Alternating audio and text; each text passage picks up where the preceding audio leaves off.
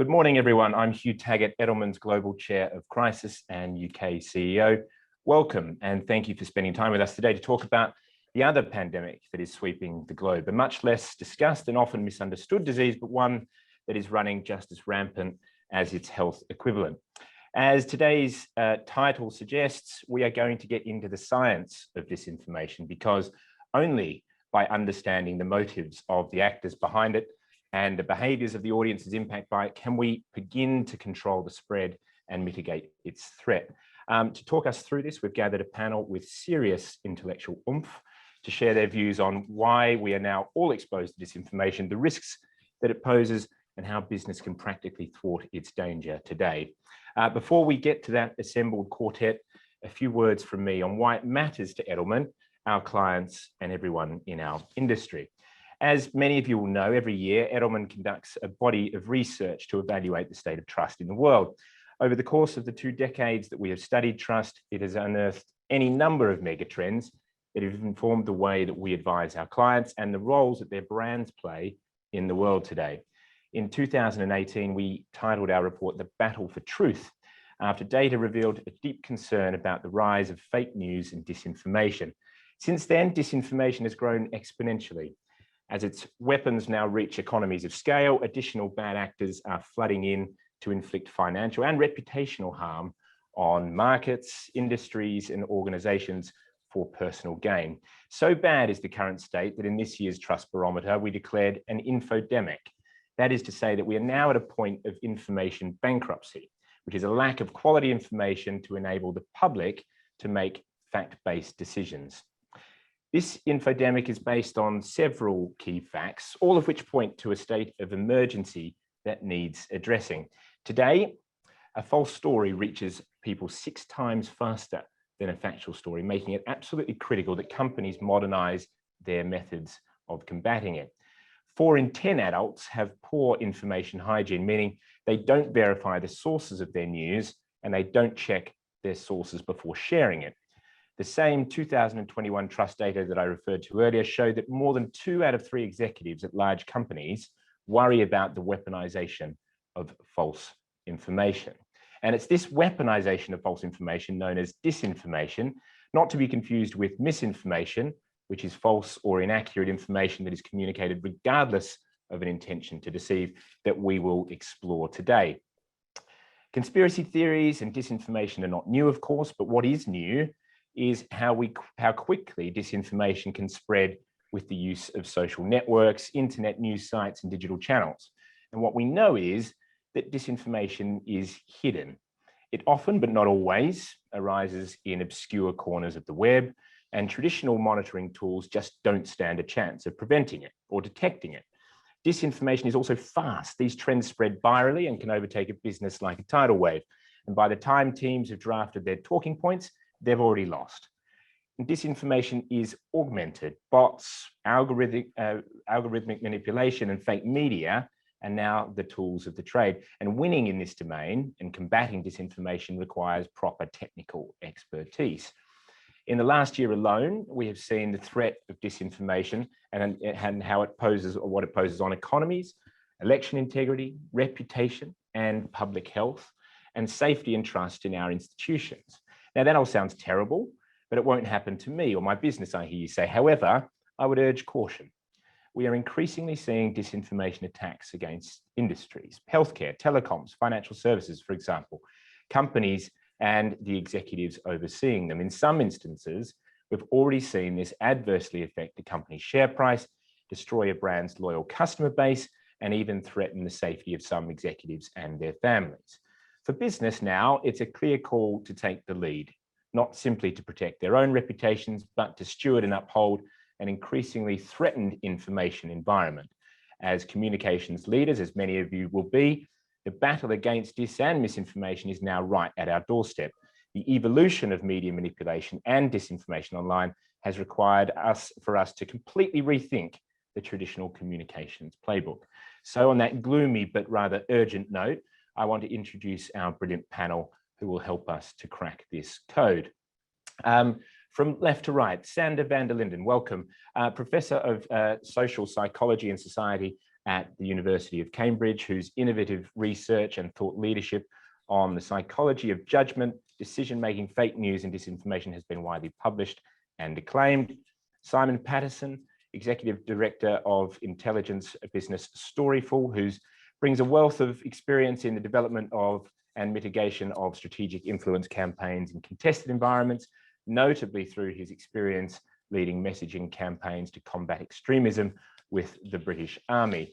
Angelini Betty, who leads Edelman's global behavioural science and psychometrics practice, and whose experience in audience engagement strategies and computational psychometrics has been key in shaping behavioural science approaches to tackling disinformation. And Micah Wolf, global behavioural strategy lead for Edelman Data and Intelligence, who is a behavioural data analyst and strategic intelligence specialist, and who, like Simon, also spent time in the military and brings a wealth of experience in transforming behavioural research and data analysis into actionable insights for clients.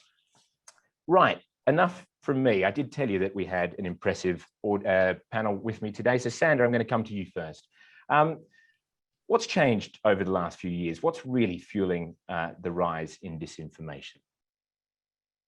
Yeah, that's a good question. I think, you can look at it from both a supply and demand perspective. Is there more supply, and why is there more being supplied, and what's driving the demand factors? And so I think when you look at the demand factors, one thing that you see is that whenever you're in an age of high politicization of science and facts, there's just going to be more demand for conspiracy theories, fake news, and disinformation. And I think partly that's driven by the fact that when you're dealing with a state of social uncertainty, social upheaval, political unrest, we've been through Brexit, the Trump election, now the coronavirus pandemic.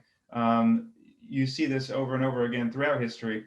When there is great societal uncertainty, there is an increased demand for simplified explanations. Conspiracy theories, one of the psychological functions of conspiracy theories are a way for people to regain a sense of agency and control over the world. It's a way to explain what otherwise seem random and uncontrollable events.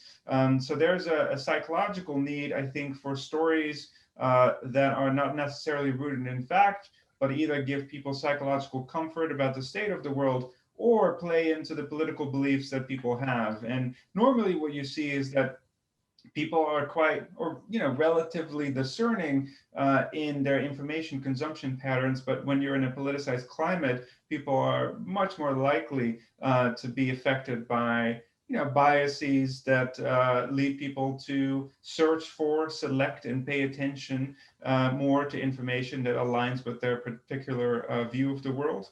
And so in the last few years, as I said, we've seen a lot of upheaval, and a lot of that is actually driven by increased government intervention, whether you're talking about fiscal matters, climate change, vaccination. You actually see that there's been a lot more government intervention, which antagonizes people with certain beliefs about the world and about beliefs about how society should be structured and ordered and the role of government. And so that's an opportunity for disinformation to arise because it serves a political purpose.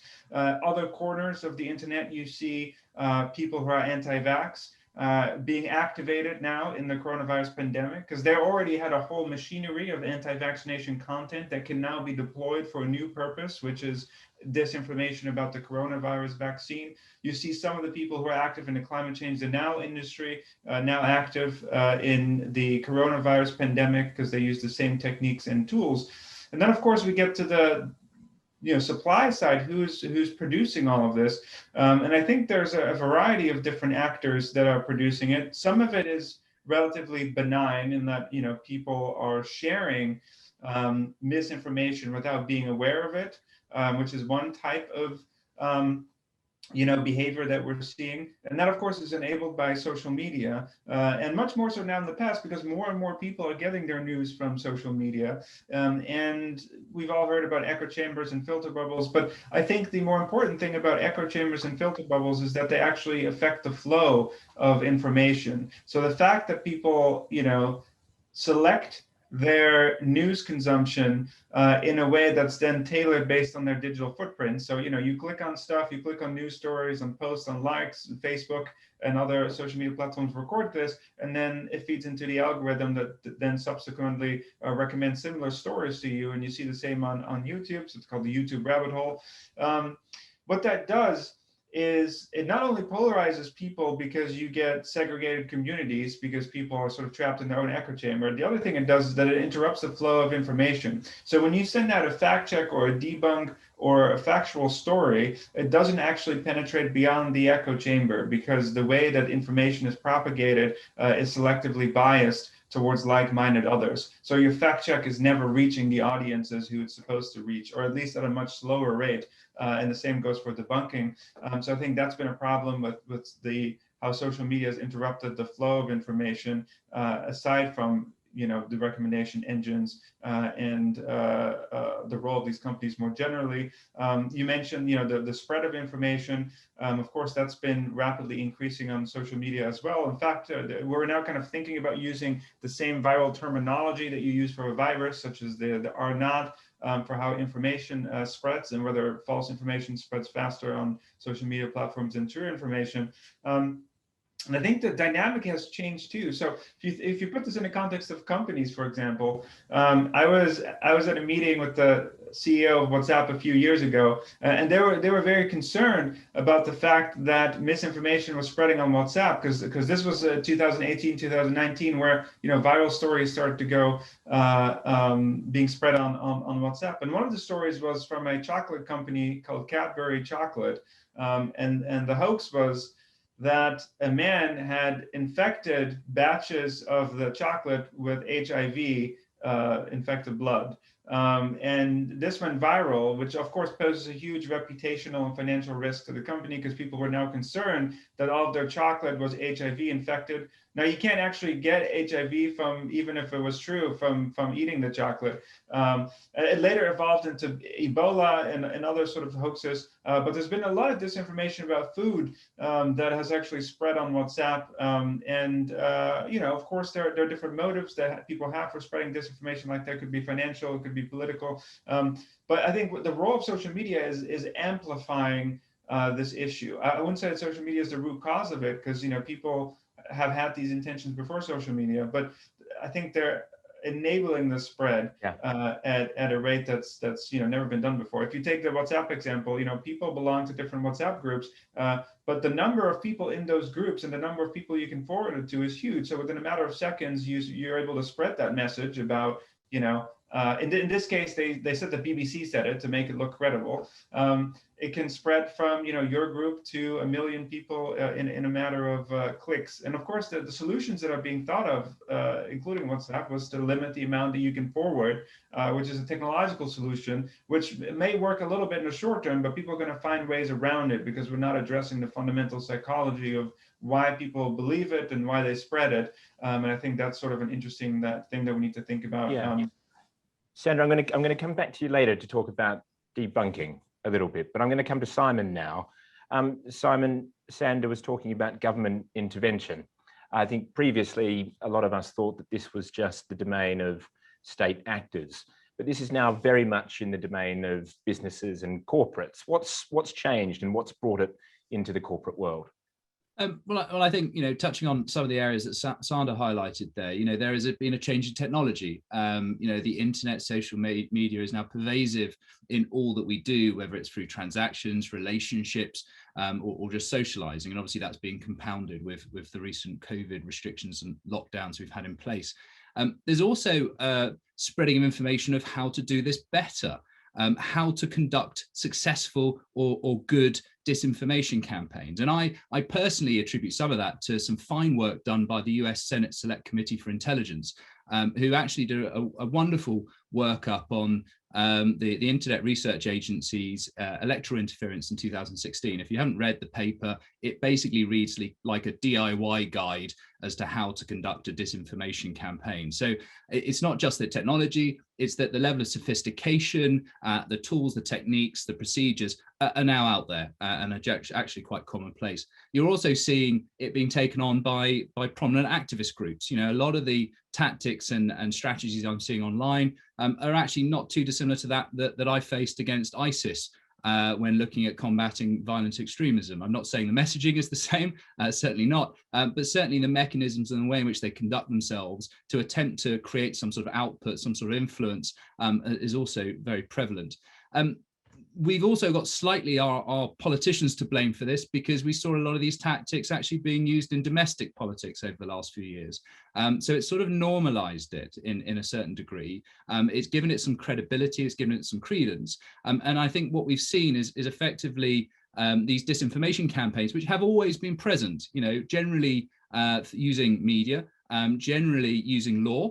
So you see it in legal cases often, using indigenous people in mining incidences or problems or issues, and certainly within sort of national interest strategic industries. So whether that's steel or mining or technology. So it has always been there and very much at the forefront.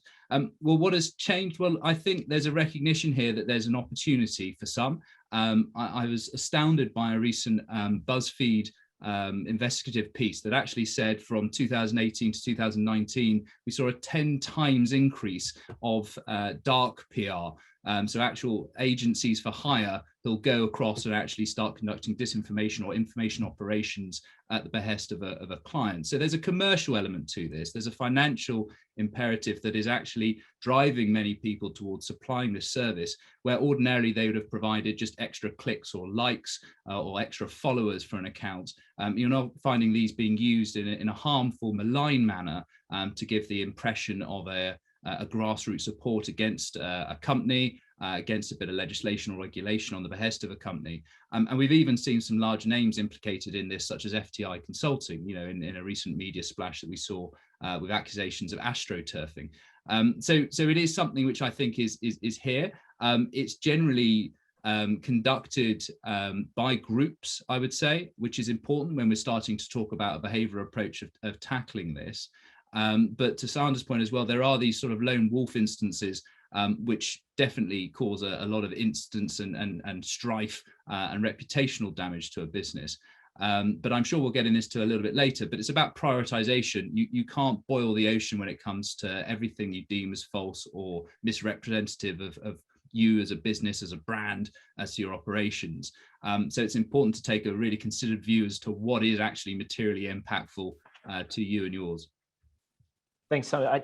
Anjali, I'm going to come to you now. I want to tap into your behavioural science background and your understanding of audiences. Simon and to a degree, Sandra, we're talking about who's behind it, but who's the most susceptible to some of this disinformation? It's a fantastic question that you ask, because I think the reality is that we're all susceptible to it. And we're susceptible to it, and this is what makes disinformation such a tough challenge to tackle, is that ultimately our propensity to believe disinformation is driven by that which makes us human. Our fears, our belief systems, our sense of identity. And certainly with these hot button issues like the vaccine and sort of the political context in which we live, it's even easier, therefore, for entities spreading disinformation to play on those sorts of narratives to have people believe in that disinformation. So it's a very difficult challenge to tackle, and certainly exacerbated by the fact that the fragmented media landscape that we live in, and that there's scale now to be able to spread these sorts of narratives. So as Simon said, it's not possible really to tackle every single piece of disinformation or misinformation that's released about the brand. But certainly the larger content narratives that have a broader implication are certainly the ones that are most relevant to tackle. And again, we've all seen disinformation narratives, we've all shared them. And for those of us who believe them, we often believe them because of our innate psychology. So it's a bit risky actually to assume that belief in disinformation is the domain of fringe communities such as anti-vaxxers, for example, because we're all exposed to this and we should tackle the problem as such. From a behavioral science perspective, though, what we really aim to do is to understand psychologically, why are people actually believing this? So what are the fears that they have? What are the specific belief systems that they hold that are driving their propensity to believe a specific narrative? And even the factors of identity that would enable that. So I'm sure we'll come back to the vaccine topic shortly, but this is something that certainly has driven the spread of disinformation when it comes to vaccine hesitance, and certainly something that we all need to tackle. Yeah, look, we will come back to that. I'm Micah, I'm going to come to you now, and I just want to hear a little bit more about how businesses are going to be impacted by this, but not just how they're impacted, but also are they ready for this sort of onslaught or this wave that we've spoken about, this rise of disinformation? How are businesses preparing, and how ready are they? I don't think we're very ready just yet. I think that integrating behavioral science data into strategic communications planning is actually key in countering malign disinformation activities. Because in doing so, we move from something that in the military we refer to as situational awareness to actual situational understanding. And what businesses need to realize is that dis and misinformation is changing rapidly in a digital age. And this weaponization of information is no longer just the domain of terrorists or on a battlefield somewhere in the military. So audiences are no longer passive consumers of persuasive content, like Sandra just mentioned, but they are active in both its creation and its spread, helping to further the agenda of actors who post it originally and whose messaging resonates with the target's worldview, whatever that worldview might be, and how uncomfortable that might feel for us that is their view.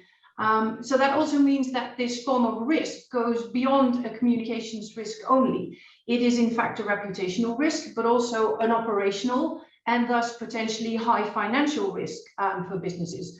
So when Sander compares this information spreading like a disease, besides inoculating audiences, we should also support and manage proactive reputation management by building resilience. And by proactively tracking and managing this through that behavioral science lens that Anjali was just referring to, we can understand why audiences will respond in a certain way. So not just understanding who put something out there and what did they put out, but why? Why do people do that? And understanding that why gives us the information that we need to adapt or even avoid crises as they might unfold. Sandy, you've done a bit of testing on this. In fact, you've even developed your own game to test this. What, in terms of debunking, I mean, and how can we inoculate people and businesses to the threat of disinformation? Can you go into a bit of detail on that? Yeah, so you know, we develop interventions that try to inoculate, immunize people against fake news that we've you know, implemented with the US government, UK government, WHO, social media companies. And I think that the crux of it is, so some of them they're focused on different issues. So, you know, Simon was talking about this. The one we did with Homeland Security, for example, was about how to help people spot foreign influence techniques. So you can immunize people against different strategies of disinformation. And that's kind of what we've been doing, because although it's possible to try to immunize or pre-bunk, as we call it, against a single piece of misinformation or disinformation, that's possible. We found that it's easier to scale this concept when you can inoculate people against the strategies that are being used to manipulate people online, regardless of the content of the specific story.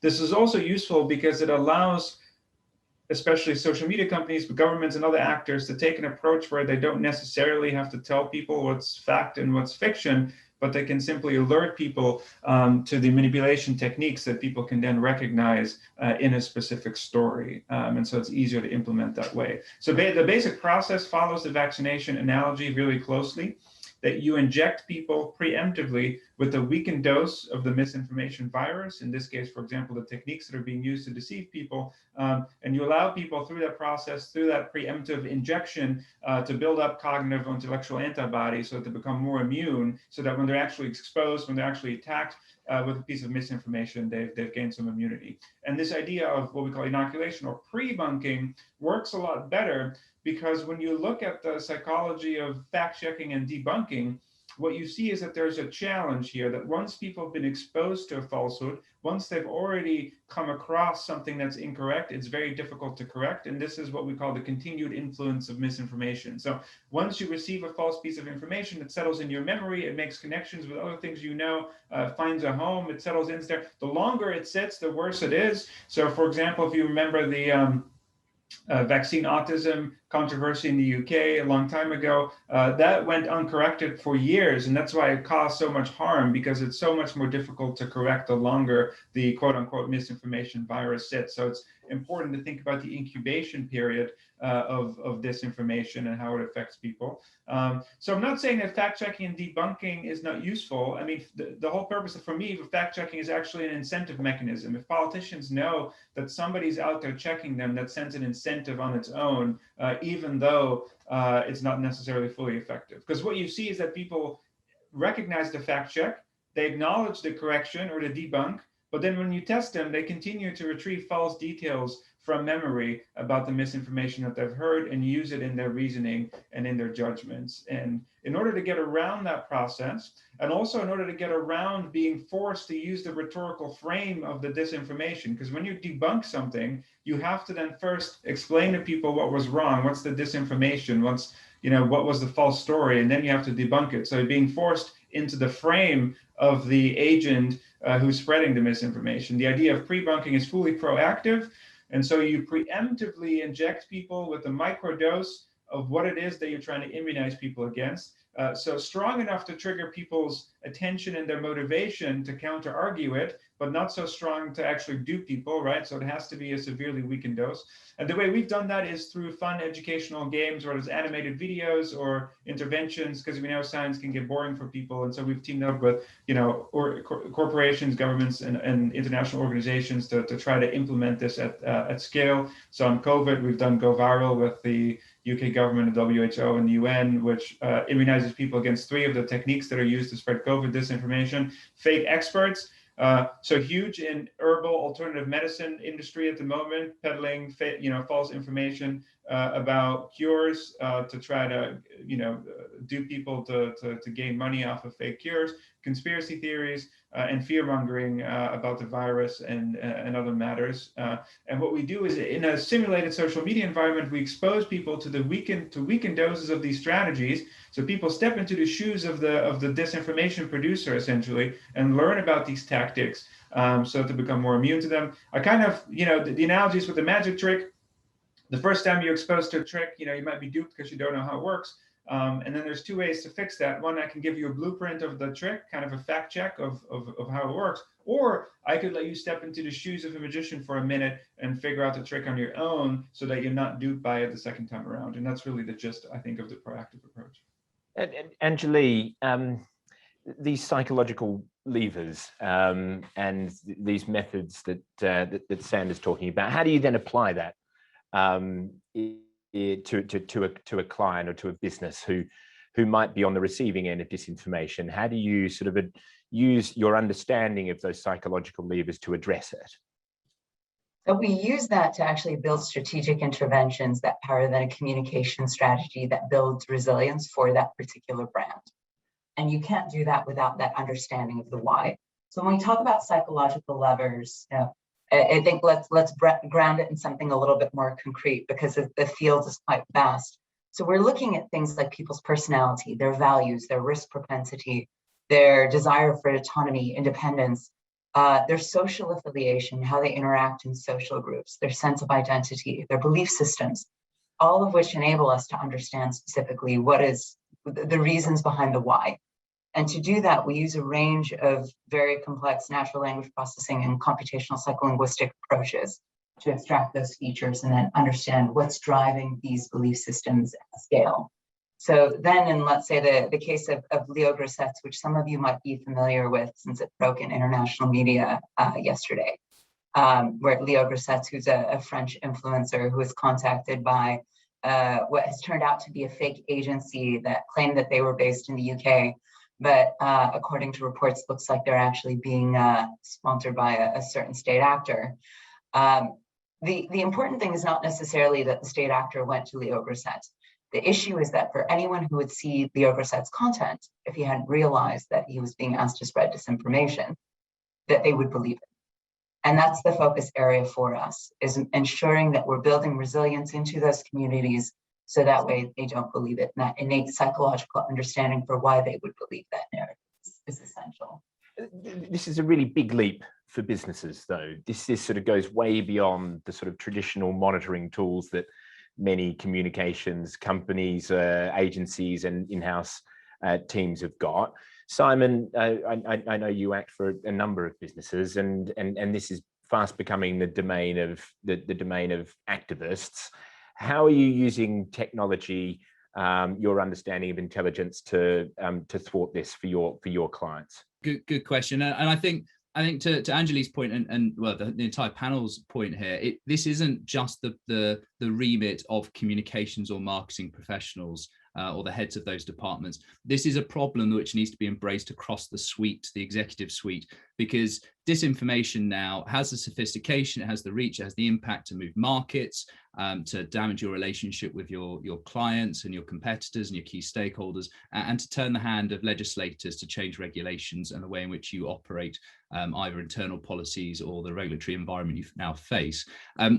Therefore, the important thing to do from our perspective, from Storyful's perspective, is to really, to Micah's point, do that understanding, to really get and lay of the land of where this information is coming from, why, what is the intent, what is the overall objective that's attempting to be had. And it's only at that point that you're then actually in the ascendancy, that you're able to take the initiative, that you're able to make those decisions as to where you want to intervene. Is it having material impact or damage? And therefore, does mitigating action need to be put in place? And the reason for that, I'll give you, one of our favorite, slightly extreme random groups, QAnon. They've leveled a lot of accusations that picked up a lot of press, a lot of coverage in a number of different ways, whether it's Wayfair accusations of them trafficking children, or whether it's Netflix with the film that they released with accusations of child sexual exploitation.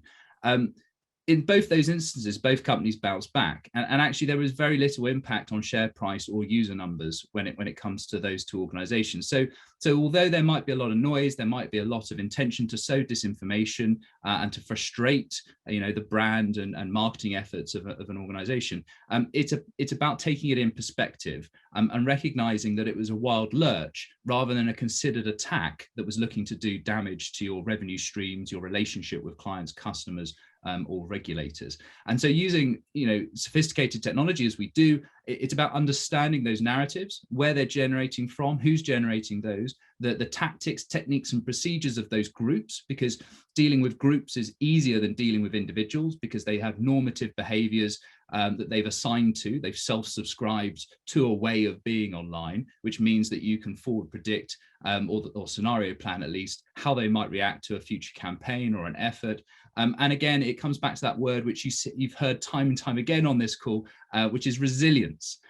So everything that Sandra was saying, everything I'm saying, everything that Mike or Anjali is saying, effectively comes down to building resilience into your proactive, positive growth messaging as much as it does into your risk. And I think there's just an underinvestment by brands and companies in doing a health check and saying, we're doing all this great stuff. Are we confident that if the online environment, which is by nature adversarial, it's competitive, are we set up for that conversation? Are we set up to counter that? And if there is even an inkling of we're not sure, then I think it's time to just do a bit of an assessment as to where your brand resilience currently is, and what you might need to be keeping an eye on in the future. Yeah, I'm going to ask Micah specifically about the sort of proactive reputation management in order to build that resilience. I'll come to her in just a minute, but I just wanted to just come back on something you touched on there, Simon, around intent and these actors and what they're actually trying to achieve and how they pick their targets. How random is it? How selected is it? How focused is it on particular individuals within companies or companies in order to get what they want, whether it's financial or if it's just to create some noise for them? What is the intent and how do they choose their targets? Yeah, so I think there's a multitude and a plethora of approaches these actors take, and I shared in the preparation for this a quote with you by Mark Twain saying, "A lie can travel halfway around the world before the truth can put his shoes on." My background is in military intelligence. I'll explain my answer a little bit from that background, because in the military, we support strategic decision-making by intelligence that is predictive in nature per se, because for the safety and protection of our personnel, this always comes first. Making sure that whatever we do is for the protection of personnel. But in this case, it's for the protection and reputation of a brand. And in these analysis techniques, we focus on what's going to happen in order to safeguard ourselves from harm. But in order to do that, just like Simon just mentioned, you have to do and use scenario building. So look at what's most dangerous, but also what is most likely to happen. And we've had extensive experience in analyzing and encountering disinformation and adversarial disinformation mostly. But the most important thing to keep in mind when analyzing that disinformation is intent. So if you want to know what psychological levers people are going to use and put out and use it to their advantage, is what is the intent? What is the end goal? What is it that you're trying to achieve? Who put the information out with what intent and by what means? And if we analyze it in that manner, we can be ahead of that lie that Mark Twain refers to, because disinformation efforts usually evolve around different societal issues, whether they are political, social, or even economical. And that is why monitoring it with that behavioral science lens is such great importance, to be ahead of that curve and to build, well, again, that resilience.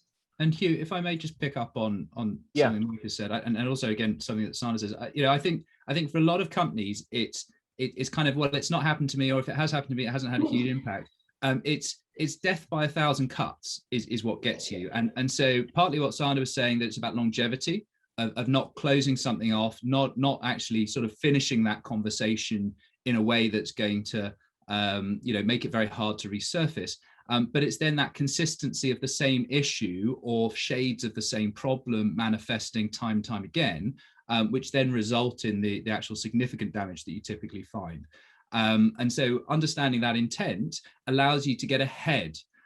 So rather than taking the whack-a-mole, let's try and treat the symptoms, it's about saying, well, okay, if I was them, this is their narrative line, this is where they're trying to get to, what do I need to do to get in the way of that? And I'm a huge advocate, again, being of former, military background, of seizing the initiative and pushing the adversarial group onto ground of my choosing. So taking the narrative away from them, owning it, driving it, and changing it, but at the same time being cognizant as to how they might respond and getting ahead of that in that manner, but in a really positive lens. So risk and mitigation of disinformation doesn't have to be fighting fire with fire and being equally angry and outraged. It's about changing the conversation into something positive, which is going to actually create brand bounce, as opposed to sinking money into what some see as sort of just risk management and hygiene. Yeah, I can see Anjali nodding her head there, and I want to use perhaps the most topical case in point, the vaccine hesitancy, and in particular how the AstraZeneca and other businesses have been impacted by some of the disinformation and misinformation that has been spread. How have you seen that narrative evolve online and through the different channels, and how are the businesses and the governments now choosing to inoculate the public and other sort of affected audiences? How are they doing that, and how successful do you think the industry and the government has been in mitigating this problem? It's an interesting question that you ask, because I think the content that I've seen from governments has been very facts oriented. And the challenge with that is when somebody believes something and you're fighting belief with facts, it actually backfires. And it actually just strengthens their resistance to that factual narrative that you're trying to present them with. So to Simon's point, you can't fight fire with fire. You have to completely change the conversation, which means that you need that deeper understanding of their psychological motivations. Not to keep repeating myself, but that is why it's so important.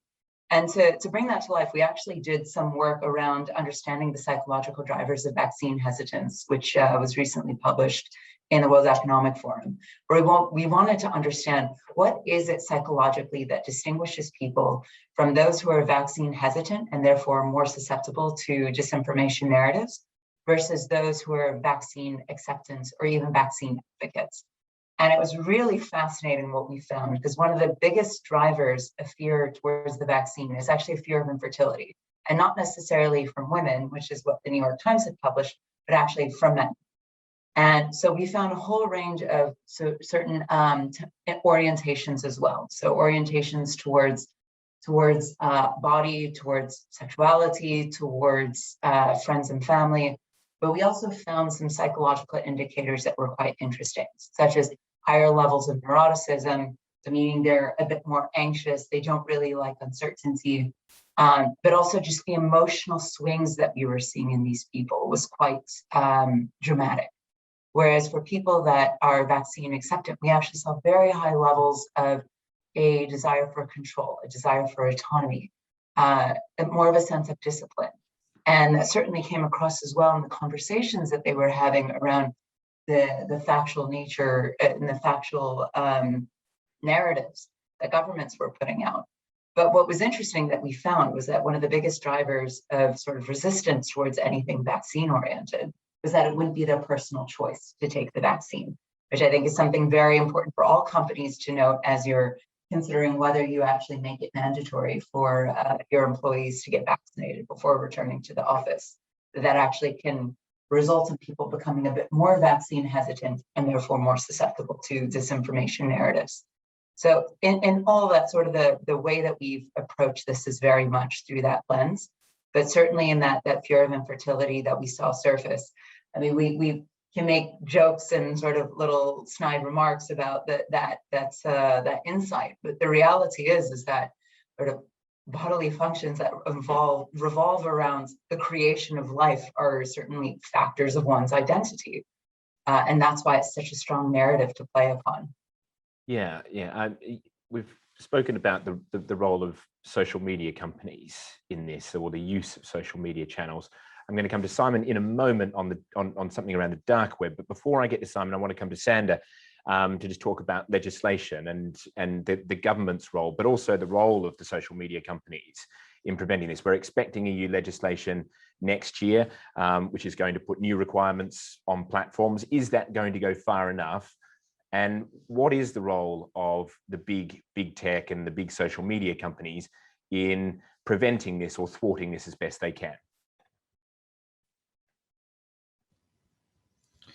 Yeah, I mean, it's a good question. I mean, I certainly have a personal opinion on this, but I think the larger question to me, and also governments and social media companies, has been to what extent they want to be arbiters of truth. And I think that this was this discussion initially for them, and it still is. And it's a difficult question because they don't, as soon as the government does something on misinformation, then the narrative it is turned around saying the government is the biggest spreader of disinformation on the vaccine and Ministry of Truth and so on. And people show a lot of reactance to the government being the arbiter of truth. Of course, there are plenty of examples in other parts of the world where the government being in control of the flow of information is not necessarily a good thing for democracy. So people can certainly wonder about, do we need a Ministry of Truth? Do we need more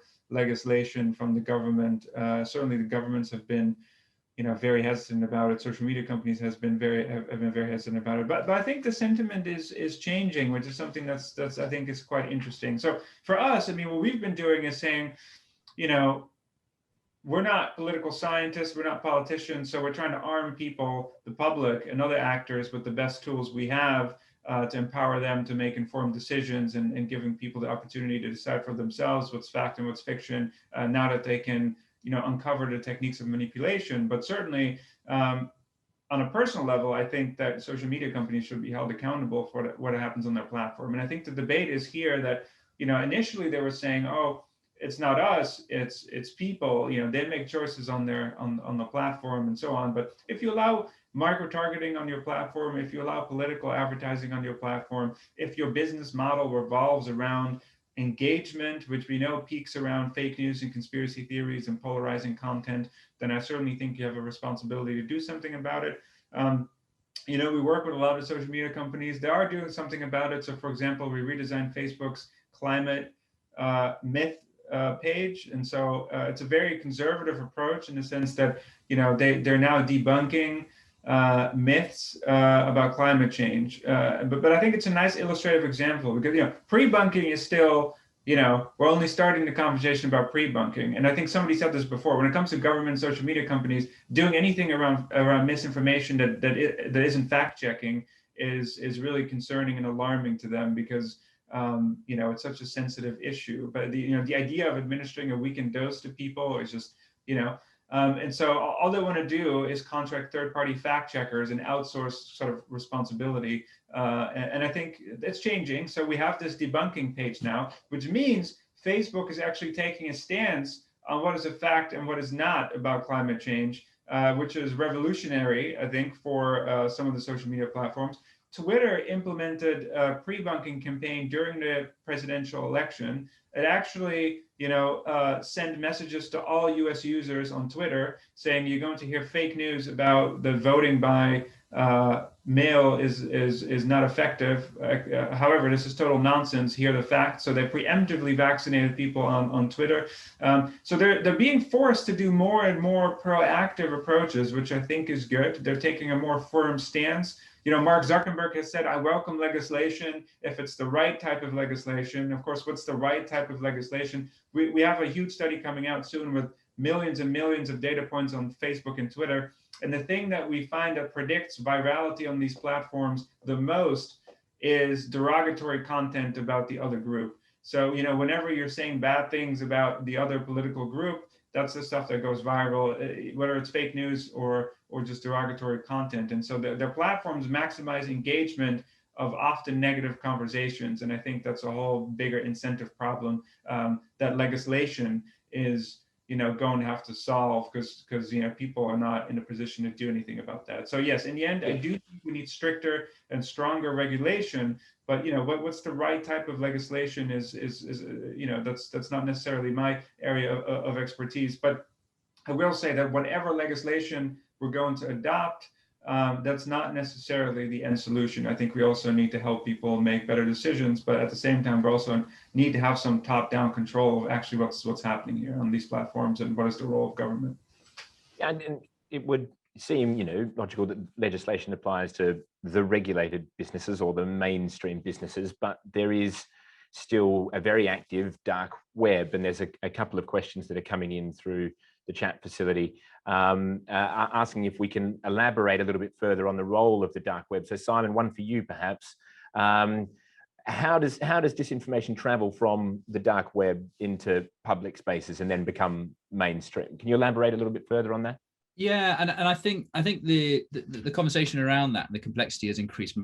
I think what you traditionally used to see was extreme groups in the deep dark recesses of the internet sort of ferment their ideas, distill the content and narratives that they're wanting to release in the hope of achieving their objective, which was either to raise awareness to their cause or to call additional followers to join them in whatever lunacy they might be trying to put upon the world.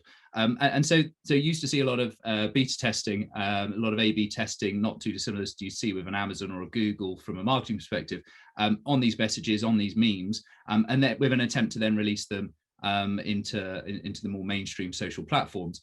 What you're seeing more of now is actually a fracturing of the social media space. So whereas legislation and regulation, a few years ago perhaps would have had a significant impact because the majority of people were on mainstreams, the political situation, certainly in the US and developing more so elsewhere in the world, is that there are these bespoke platforms which are somewhere in that grey space, that middle area between what is considered fringe and deep dark nastiness and what is considered mainstream. And the challenge you have there is actually, do you apply the same tactics and strategies to that area where you've got more of a certainly an extremist type of rhetoric, but at the same point with a number of mainstream type actors and audiences, and how do you manage that? What we're also seeing as a result of these fractured platforms is more of a fishing expedition now, as opposed to an attempt to break out their content or narratives on mainstream platforms. They don't feel they need the Facebooks and the Twitters of the world to permeate their narrative and message. What they do is effectively fish in these large platforms to encourage others to come across to platforms like Parler and Gab and Chan4, etc. So actually trying to bleed users and audiences away from those mainstream platforms onto these where they have greater control, greater freedom of movement, and therefore have a greater opportunity to further foment and grow and achieve their agenda and intent. So that's the troubling thing, is actually the fracturing and the management of that and the understanding of that is just going to grow in complexity. And this recruitment from one platform to another is fascinating, but sort of it does sort of appear to happen in a different world to some of the worlds that we live in. But it's happening in sort of very real places because some of our friends are impacted by fake news and by conspiracy theories. And one of the questions that's come in from one of the participants on the call is to talk about how can we deal with a friend that believes in conspiracy theories on social media? What's the message that goes back to that? Simon, do you want to have a stab, and then perhaps Anjali, you want to jump in there as well? Well, I mean, I suppose it really depends on the specific misinformation or disinformation they're sharing. I'd endorse a fascinating video I picked up on Reddit the other day called Q Mom, which is a video someone did of their mother who is enticed by the QAnon conspiracy theories. He places a series of bets with her, which then don't pay off, and she ends up out of pocket. But it doesn't change her view. I think to Anjali's, well, it's going to be you next, Anjali, but I'm going to steal some of the points you made earlier. You can't entrench. And so the best you can do in a lot of instances, depending on how far over they are in a particular position, is to sow a little bit of doubt. And actually over time then chip away effectively. So this is the tactic you would use for fundamental extremists that I would be dealing with in a former iteration. You can't attack them head on with their ideology because it entrenches. So you just sow elements of doubt that actually can then slowly blossom, because actually the battle you're waging isn't the conversation, the narrative, or the belief. It's actually that the internalization and the identity of that individual that is now wrapped up in this belief and these groups. And so unraveling that can be dangerous and can poison your relationship with that individual. So it's about understanding the areas where you can sort of go at it from the side as opposed to trying to attack it head on. Anjali, you want to jump in? Yeah, I completely agree with that in terms of going in on the side. And I absolutely loved this question because I actually experienced this a couple of weeks ago with a friend's father who was resisting taking the vaccine at age 70 because of fear of infertility, actually. And so the conversation, so the tack was to go in sideways, and knowing what I know of his personality and kind of how he prefers to live life, not necessarily sowing doubt in terms of some of the content that he's been reading and the information source that was sort of reinforcing that anti-vax narrative, but also then starting to orient it towards how life could be better if he actually does consider the vaccine, i.e. travel, which is the individual's other key motivator, especially traveling to go see his daughters who live in different parts of the world. And we're pushing the conversation that way of, it's so sad though that you can't actually go see them, darn if it weren't for that vaccine. And sort of twisting the narrative that way, suddenly it started to shift the conversation into one that was more science and factual oriented to one that was more about how will taking this make my life a little bit better so I actually can live life the way that I want, which was a very sort of different bend to the conversation. So. And the only thing I would add to Anjali there is never underestimate the creativity of the human mind. And so there is such thing as cognitive dissonance, whereby they might in fact hold some fairly extreme views, but actually go against them in the way in which they conduct themselves. So you might be a very devout Muslim, but somehow rationalize to yourself that eating bacon is fine. So there are sort of instances where you just onto a bit of a loser with some instances of tackling disinformation if it is entrenched in that manner. The behavior doesn't manifest necessarily the belief. Micah, I can see you laughing at Simon's last point. Did you want to counter any of that? Yeah, I think in responding to situations like this and creating narratives for clients, we often resort to counter narratives, going into the debunk because that feels comfortable with us. But if we stop for a minute, look back and saying, why do people believe what they do? We can provide them with alternative narratives rather than counter narratives. And I think by listening to people, how did they come to that opinion? Also for the question on the friend, how did he or she shape that opinion? Where does it come from in order to provide an alternative rather than a counter that will create a debate rather than a fight? So and I think Mike, so if I may just jump in, Mike has used my trigger word, which is counter. I completely agree with her. I believe that you must contest. You've got to contest these negative narratives or disinformation campaigns. To simply counter again just puts you in the reactive position. So do you really want to cede the reputation of your company, your brand, the operations of your business to a random bunch of keyboard warriors somewhere that are now dictating your terms? I suggest not. Right. Well, stay on that for a moment then, Simon, and contest or counter. One of the questions that came in spoke about the importance of the messenger in convincing someone of an argument. So in terms of contesting or countering, how does one go back, and who should go back? If you put your business hat on for a moment, who is providing that counter narrative? Is it the business? Is it someone within it? How do you go about contesting the piece of disinformation?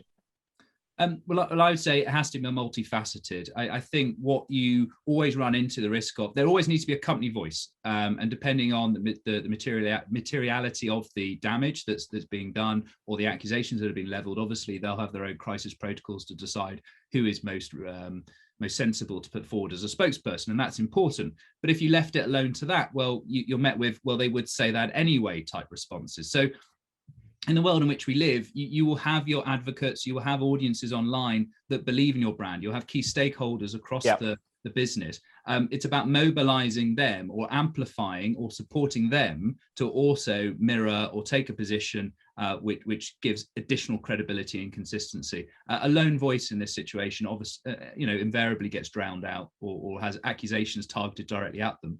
And again, it's recognizing you're in an adversarial situation. So if you put up just one person, well, you've got this group who's targeting your organization now, just focusing on discrediting that one individual, because actually that then wins them the argument. So it's about broadening it out. Yeah, and Simon, you said that it's not just up to the communications team. Of course, it's up to the entire business to think about this in order to inoculate and to respond and to mitigate and to prepare the ground, as you say. But there will be lots of communicators on this call today. And one of the messages that's been left for us is, what steps can we take to demonstrate the authenticity of our own external communication so that the information that we put out is believed by our audiences? Micah, do you want to jump in here? Only 1 minute left, so perhaps if we can just have a comment from a couple of you on this final question. Yeah, that's again going back to social science, saying why do people believe you're an inauthentic voice in that space? If we understand that, we can help those communicators craft a narrative that's actually more believable and will be more resonant with the audiences. Anyone else? How are we believed, Anjali? How do we make sure that the authenticity is believed by the stakeholders that we communicate with? You need to speak to them through who they are at the core, through the language that they would use, the visuals that they would use, the themes that they use. Because people inherently trust people who are like them and who feel similar. And so in doing that in the creative that we're generating, that helps bridge that gap. And ultimately, it's crucial for brands to do this, because this is not just a issue for reputational management. This is a larger societal issue that we need to be focusing on as members of corporations who are combating this issue. And certainly something that the Trust Barometer focuses on is how our clients and how individuals in society expect companies to be focused on societal issues. And certainly that feeds into this offer and how we approach it, and why it's so essential for every single brand that we work with, and brands in general, to be focused on this issue and to be communicating as authentically as possible. Yeah, Anjali, thank you. We're going to have to wrap it up, I'm afraid. I feel we probably could have gone a lot longer. Such was the quality of the conversation and the input from our panelists today. So Anjali, Micah, Sander, Simon, thank you so much for the incredible knowledge that you've imparted, hopefully at a macro level, but also hopefully at a practical level for the people who have joined the call today. So for those of you who joined, thank you very much for taking the time to spend with us today. We'll be in touch again shortly. We'll send out some insights that have been derived from this call. And should you have any further questions, please don't hesitate to get in touch with any of those people who were on the call, but particularly those from Edelman. Ladies and gentlemen, thank you so much for your time.